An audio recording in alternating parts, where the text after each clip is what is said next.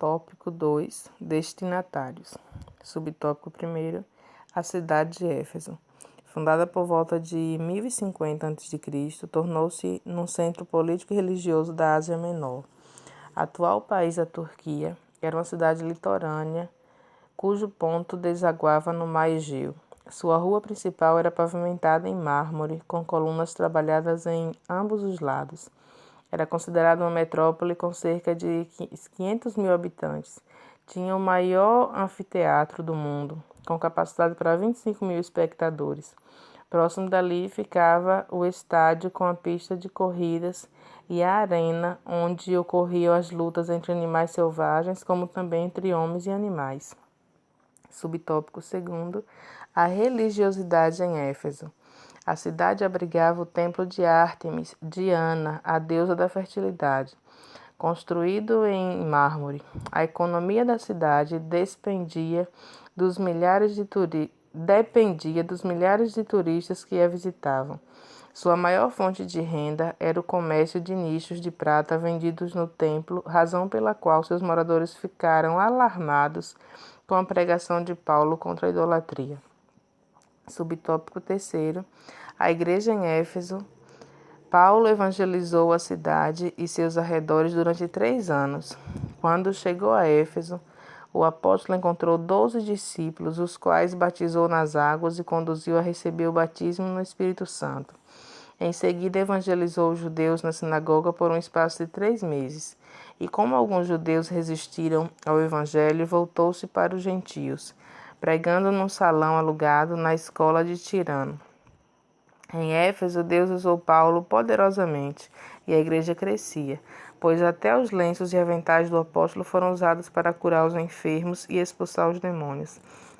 Grandes líderes da igreja também passaram por Éfeso. Apolo ministrou ali e foi instruído por Priscila e Áquila. Timóteo também foi designado para pastorear na cidade. E segundo Irineu, depois de Cristo, bispo grego do 1º século, o apóstolo João também liderou a igreja. Subtópico 4. A saudação epistolar. A saudação é a mais breve dentre todos os escritos de Paulo. Ele se dirige aos santos e fiéis em Cristo Jesus, isto é, aqueles que foram separados e consagrados para ser a propriedade exclusiva de Deus. Paulo os cumprimenta com as palavras graça e paz, uma expressão que lembra o favor gratuito e merecido de Deus. Quanto aos destinatários, a maioria dos intérpretes considera que a epístola era uma carta circular destinada aos cristãos de maioria gentílica das muitas igrejas da Ásia provenientes de Éfeso, a metrópole mais importante daquela região. Então, irmãos, a passagem de Paulo por Éfeso foi muito próspera, no sentido de que as pessoas ouviam a palavra do Senhor e se convertiam ao Evangelho de Cristo. E pelas mãos de Paulo, Deus fez maravilhas extraordinárias. Até os lenços e aventais dele eram usados para curar enfermos e expulsar demônios. Ele era realmente conhecido pelos demônios. Assim como era conhecido no céu, conhecido pelas pessoas, era conhecido pelos demônios.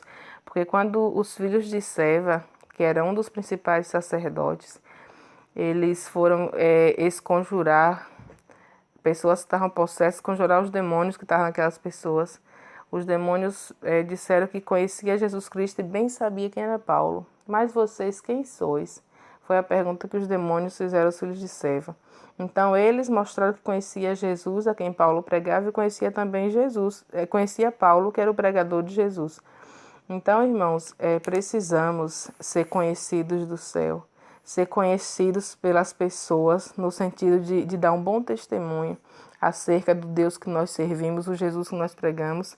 E também precisamos ser conhecidos pelo inferno, saber em nome de quem é que nós estamos trabalhando, né? Termos autoridades para dar ordem aos demônios e eles baterem retirada no nome de Jesus, que é o nome sobre todos os nomes.